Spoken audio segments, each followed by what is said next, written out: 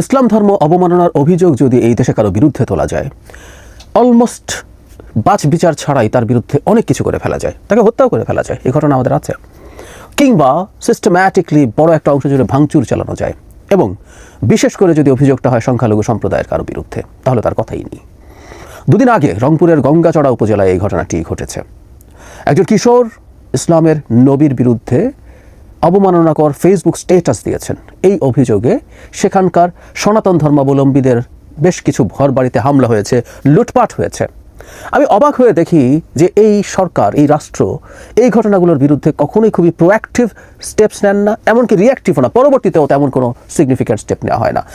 এটা আগের সরকারগুলোর ক্ষেত্রে যেমন সত্য ছিল, এটা এই অন্তর্বর্তীকালীন সরকারের ক্ষেত্রে একই। আমি প্রায় বলি অন্তর্বর্তীকালীন সরকারের উচিত ছিল কতগুলো বেঞ্চমার্ক তৈরি করা।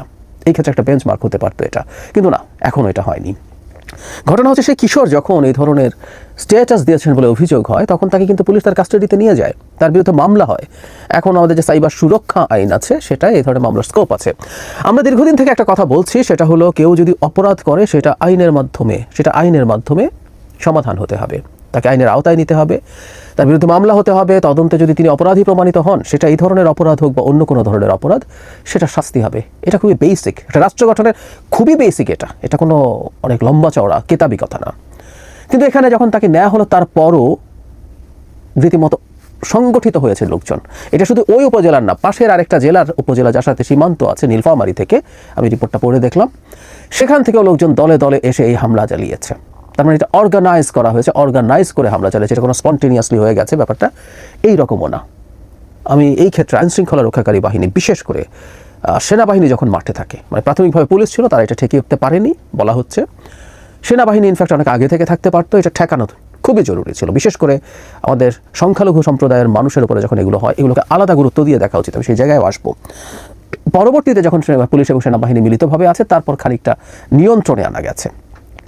এখন যেটা সবচেয়ে জরুরি কথা, শুধু ঠেকানো তো কথা না, এই ভাঙচুর যারা চালিয়েছে এদের বিরুদ্ধে খুবই কঠোর আইনগত ব্যবস্থা নেওয়ার কথা ছিল। মানে আমরা অপরাধ কিভাবে আসলে সমাজে নিয়ন্ত্রণে থাকে, সেটার ইনস্ট্যান্ট যে নিদান আছে, ইনস্ট্যান্ট যে ঔষধ আছে, সেটা হচ্ছে মানুষ শাস্তিকে ভয় পাবে। অপরাধ কমানোর জন্য আসলে আরও সমাজতাত্ত্বিক এবং মনোবৈজ্ঞানিক আরও অনেক ইস্যু আছে, সেগুলো আলোচনার জায়গা না, আমি এখন সেখানে করছি না। কিন্তু ইনস্ট্যান্টলি এটা হয়, মানে কেউ একজন এটা করতে পারো, কিন্তু আমি কিন্তু তোমাকে বিচারের আওতায় আনবো, আমি তোমার বিচার করবো। তুমি মব তৈরি করে মানুষকে পিছিয়ে মেরে ফেলো বা ভাঙচুর করতে থাকো, এটা আনচ্যালেঞ্জ যাবে না, এটা আনকনটেস্টেড যাবে না। রাষ্ট্রকে, সরকারকে এই বার্তা দিতে হয়। তো এই ঘটনায়ও ওটাই হওয়ার কথা ছিল, হওয়া উচিত হতো। আমি আবারও বলছি, এই সরকারকে আমরা দেখি না এই ধরনের ক্ষেত্রে তারা কঠোর হওয়ার চিন্তা করছে বা ব্যবস্থা নিচ্ছে, কিন্তু উচিত ছিল সেটাই জরুরি। এটা যদি হতো দু একটা জায়গায়, এই কাজ অনেকেই করতো না। সরকার ব্যবস্থা নিত আইনের প্রসেসে, তারপর সেটা যদি যথেষ্ট স্প্রেড করতো, ভবিষ্যতে যে কেউ সতর্ক থাকতে পারতো। তার উপরে যেটা বলছিলাম, এটা সংখ্যালঘু সম্প্রদায়ের মানুষ, সনাতন ধর্মের মানুষ, তাতে যেটা দাঁড়ায়, এটার একটা রাজনীতিও আছে। মানে ভারত বসে আছে বাংলাদেশের সংখ্যালঘুদের উপরে নির্যাতন হচ্ছে, অত্যাচার হচ্ছে, এই ন্যারেটিভ তৈরি করার জন্য তারা বসেই আছে। তারা এগুলো নেবে, এগুলো অ্যাকিমুলেট করবে, এগুলো গ্লোবালি সেল করবে, এবং তাদের যে এই ঘটনাগুলো আগেও ঘটেছে, কিন্তু এই মুহূর্তে তাদের সেলিং হবে বাংলাদেশ দক্ষিণপন্থীদের দখলে চলে যাচ্ছে। এবং ডক্টর ইউনূস মূলত তাদের সরকার, তাদের সেই পুরনো ক্যাম্পেইন 5 আগস্টের পরপরই তারা যেটা শুরু করেছিল।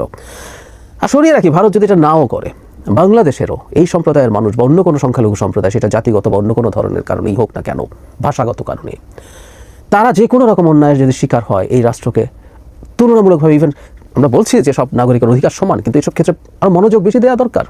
কারণ একটা রাষ্ট্রের সংখ্যালঘুরা কেমন আছে, সেটাই আসলে ইন্ডিকেট করে রাষ্ট্রটা কতটা সভ্য, কতটা মানবিক হয়ে উঠেছে।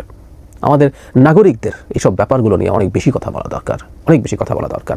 কারণ যখন আমরা কথা বলি না, তখন বাইরে থেকে কেউ কথা বলুক, এটা অত্যাচারিত যে সম্প্রদায় আছে বা যে সম্প্রদায়ের অংশটা আছে, তারা চাইবেন তাদের হয়ে কেউ কথা বলুক। এটা খুব অস্বাভাবিক না। এই জন্য 5 আগস্টের পর থেকে আমি সনাতন ধর্মাবলম্বী ভাই বোনদের প্রতি ক্রমাগত একটা কথা বলে গেছি, তাদের অধিকার রক্ষার জন্য, তাদের অধিকারের সমস্যা যদি তৈরি হয়, সেটার জন্য আমাদের দেশের মানুষের সাথে তারা আপিল করুন, তাদের সাথে কথা বলার চেষ্টা করুন।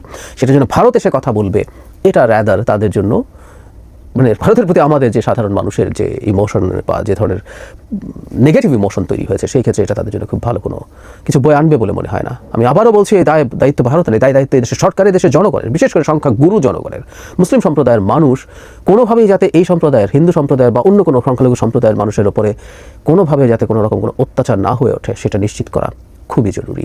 আমাদের সরকার এগুলো তেমন কিছু করছে না, আমরা এটার জন্য খুবই হতাশাজনক, কিন্তু আমরা নাগরিকরা অন্তত কথা যেন বলে যাই।